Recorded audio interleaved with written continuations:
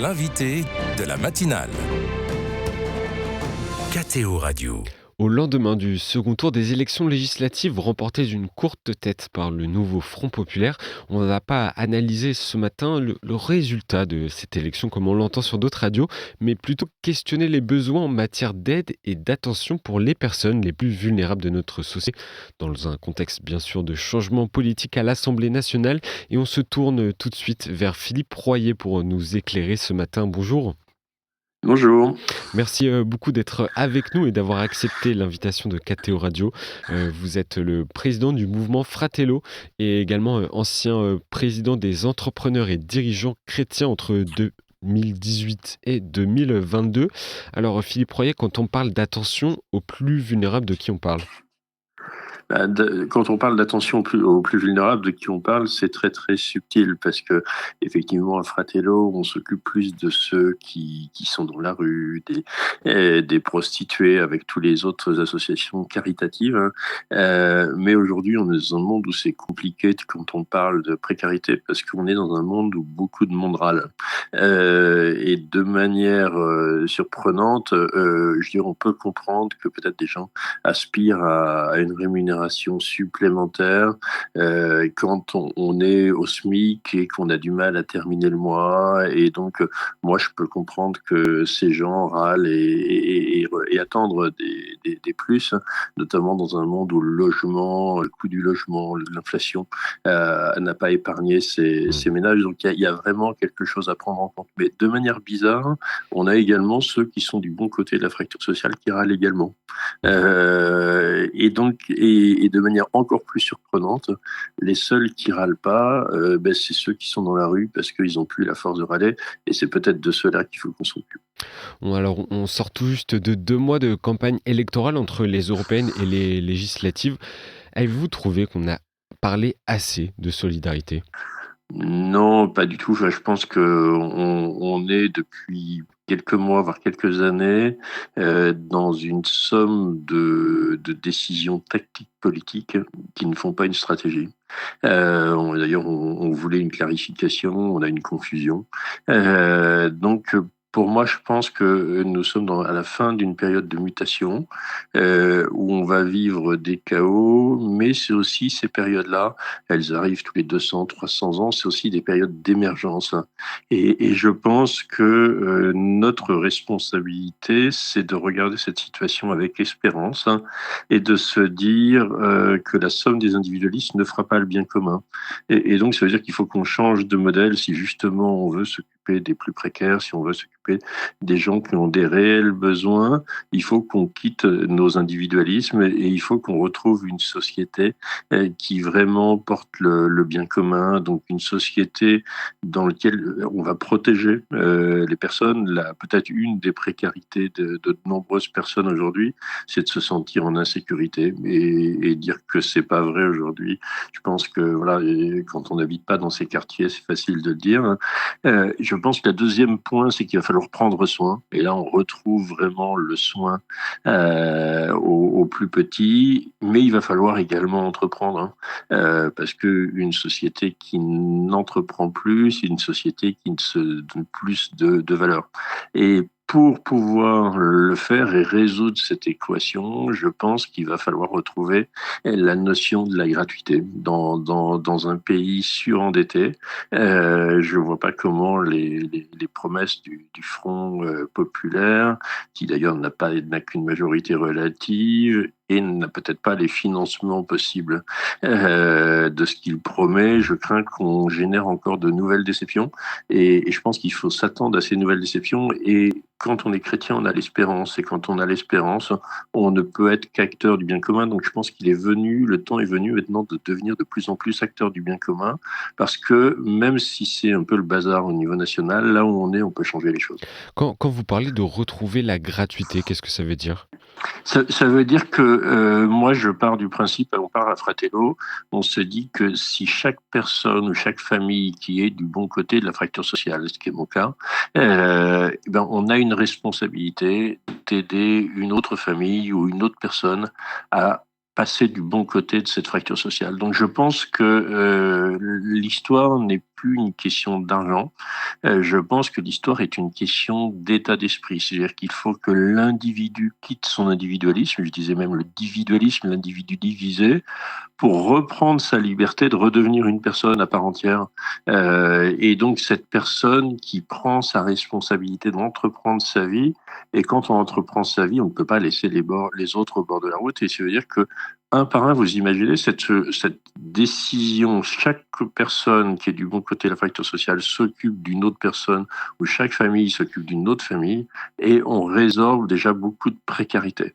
Et ça, c'est quelque chose qui est complètement atteignable si on quitte la volonté d'accumuler qui génère la peur de perdre. L'enjeu est de retrouver la joie de donner aux autres et la joie de se donner. On a vraiment perdu le sens du bien commun depuis quelques années. On déconstruit la société et je pense qu'il y a de la place pour un projet de bien commun dans lequel on va révéler la liberté d'entreprendre, dans lequel on va pas avoir peur de la modernité de notre temps, mais en incluant les plus fragiles et en ayant une attitude sur l'environnement, ce qui rejoint les propositions du pape François d'entendre réellement les cris des pauvres et les cris de la planète. Je suis pas sûr qu'on les ait entendus. Et si je vous comprends bien, aucune promesse électorale pendant cette campagne ne vous a marqué, n'a suscité votre attention, notamment, enfin, on peut penser... Si je pense qu'il y a eu des promesses sur le fait de protéger. Il y a eu des promesses sociales qu'il faut entendre sur le fait de rétablir plus de justice sociale. La difficulté, c'est que on se retrouve sur un échiquier politique divisé, où ce ne sont pas les mêmes personnes qui portent les composantes d'un projet de bien commun tel que je l'ai exposé avant. Hmm. Et comme la société est fracturée et qu'on a trois blocs, voilà, et que tout est fait je vais dire, de promesses et de trahisons. Même le président hier se fait tacler par son premier ministre, par son ancien premier ministre, sur la dissolution. Donc on se dit, mais comment ces gens peuvent rebâtir quelque chose? Et c'est là que il faut agir là où on est. Il faut dire aux Français et aux auditeurs, ne vous inquiétez pas, là où vous êtes, vous avez la possibilité de changer le monde en mieux. Donc faites œuvre d'espérance. L'espérance, c'est ce qui nous reste quand tout le monde est dans le désespoir. Donc on a une espérance à activer. Par contre, comme on a trop de commentateurs du monde, on a besoin d'acteurs aujourd'hui. Il y a trop de gens à commenter les situations et autres, et là on va pas manquer de commentaires dans ça. Je pense qu'aujourd'hui il y a besoin d'acteurs. Quand on parle de la précarité, il faut des acteurs, il faut des gens qui se lèvent et qui prennent soin de leurs voisins, il faut rétablir les relations, il va falloir réconcilier le pays, il y a un grand travail de réconciliation. Ces dernières années ont été bâties sur la division, sur des coups. Et je pense que le premier rôle d'un pays, c'est de fédérer ce pays, c'est de le protéger, c'est d'en prendre soin et c'est de lui donner le goût d'entreprendre. Et on a compris la volonté et le besoin de solidarité. Néanmoins, autour d'une grande thématique, je pense notamment au logement. On n'en a peut-être pas assez parlé pendant cette campagne électorale. Est-ce que vous pensez que Ouais. c'est un poste prioritaire ? C'est un poste prioritaire depuis 40 ans, c'est le poste qui a le plus augmenté. Donc en premier, c'est le logement et en deux, c'est l'énergie. Et c'est ce qui génère une grande partie de la précarité. Un point qui est inquiétant, c'est que cette augmentation de l'immobilier, d'ailleurs, n'est pas source d'espérance. Moi, j'ai des jeunes entre 21 et 28 ans. Quand je vois, je me dis, mais on est en train de spéculer ou d'augmenter l'immobilier et on le rend inaccessible. Donc, pour moi, il y a vraiment des mesures autour du logement. Il y a des mesures autour de l'énergie qui créent ces précarités. Et c'est complexe parce que sur les territoires, on peut avoir dans des zones rurales des logements moins chers, mais les gens se prennent le coût de l'énergie, les coûts des transports. Donc on est devant une équation à résoudre, mais je pense qu'il faut absolument résoudre ce coût du logement parce que chacun doit être respecté dans sa dignité et avoir de quoi se loger. Mmh.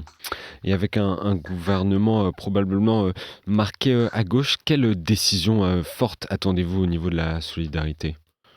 Ben, moi, on va voir les promesses, le fait qu'il y ait des annonces sur le fait qu'il y ait plus de revenus, mais je pense qu'il faut aussi penser à l'inclusion. Vraiment, je veux dire, la problématique que l'on a, c'est que à chaque fois, c'est souvent les grands exclus qui trinquent.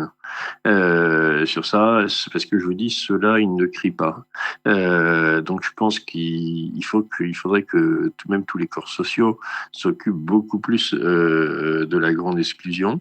Et là, je pense qu'il va falloir vraiment se prendre en main.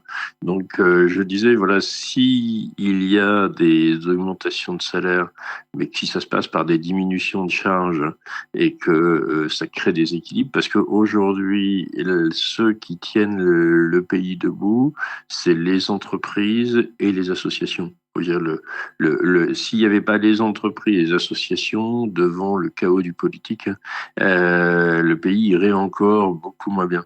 Donc moi, je pense qu'on est dans un pays qui a beaucoup d'atouts. On est dans un pays qu'il faut simplement remettre debout, mais il faut revenir, il faut changer de logiciel. On a voulu se couper de toutes nos racines et on arrive à un canard qui avance sans tête. Hein. Donc il est absolument fondamental de retrouver ses racines, de retrouver le sens de la charité, de retrouver le sens du plus pauvre, et voilà, et d'être solidaire. Je pense qu'il faudra effectivement que des personnes puissent mieux vivre, et c'est vital. Mais si on le fait en s'opposant à la création de valeur, je pense que c'est pas en continuant à opposer les gens entre eux qu'on trouvera la solution.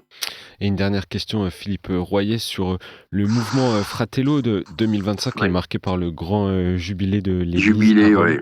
Ouais. Qu'est-ce que le mouvement Fratello prépare pour 2025? Ben, le mouvement Fratello prépare, lui, il a l'espérance et il travaille dans l'ombre avec l'ensemble de ces associations caritatives, donc au fait d'organiser en France des événements, des banquets de l'amitié, des soirées de la miséricorde, parce que l'enjeu, c'est plus fragile, c'est de les rencontrer.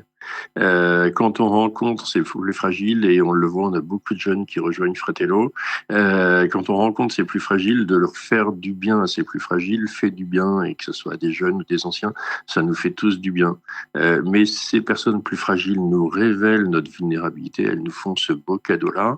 Et à Fratello, l'enjeu, c'est pas que on voit les plus fragiles comme un objet ou comme une mesure politique. À Fratello, les plus fragiles, on veut en devenir amis. Je pense que c'est ça que dont notre société a vraiment besoin. Et notre objectif, c'est d'emmener plusieurs milliers de personnes au jubilé 2025. On aura avant ça le jubilé 2024. On a beaucoup de temps qui se passe dans les régions, dans le monde. On a des vierges pèlerines qui sont parties pour parcourir le monde et qui vont aussi parcourir la France. Et donc, on veut être ces témoins concrets d'espérance qui rencontreront ces personnes-là et qui devenons amis. Et c'est en devenant amis du pauvre qu'on devient amis du Christ. Et on pense que c'est ce que notre société a besoin. Merci beaucoup Philippe Royer pour ce message d'espérance et on retient qu'il faut, selon vous en tout cas, retrouver le lien et la charité. Merci beaucoup de nous avoir Merci. éclairés en ce lendemain du Bonne second tour journée. des élections législatives et je rappelle que vous êtes le président du mouvement Fratello. Encore merci et belle semaine à vous. Merci.